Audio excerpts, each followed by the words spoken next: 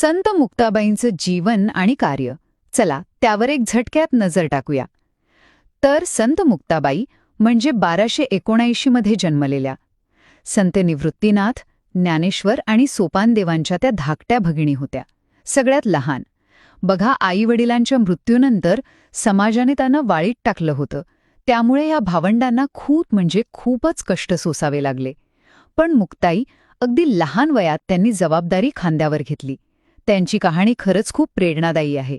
पहिली गोष्ट म्हणजे इतक्या लहान वयात आलेल्या संकटांनी त्या खूप समजूतदार आणि सोशिक बनल्या. तुम्ही विचार करा, खेळण्या बागडण्याच्या वयात त्यांनी अख्ख्या कुटुंबाची काळजी घेतली. दुसरी गोष्ट त्यांची आध्यात्मिक उंची अफाट होती. तुम्हाला माहितीये, 1400 वर्षांचे योगी होते चांगदेव म्हणून. त्यांनी अहंकारापासून दूर नेलं आणि भक्तिमार्गावर आणलं. एवढंच नाही, विसोबा चाटी नावाच्या एका व्यक्तीला पण त्यांनी त्याची चूक दाखवून दिली. आठवतंय, ज्ञानेश्वरांनी पाठीवर मांडे भाजल्याचा प्रसंग. याच विसोबांना नंतर संत विसोबा खेचर म्हणून ओळख मिळाली. आणि तिसरी गोष्ट म्हणजे त्यांचे ताटीचे अभंग. हे अभंग म्हणजे भाऊ ज्ञानेश्वरांशी झालेला एक संवाद आहे.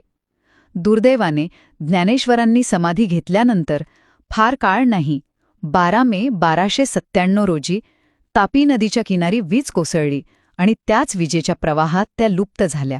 खरंच संत मुक्ताबाईंचं आयुष्य म्हणजे त्याग, समर्पण आणि ज्ञानाचा एक तेजस्वी आदर्श आहे.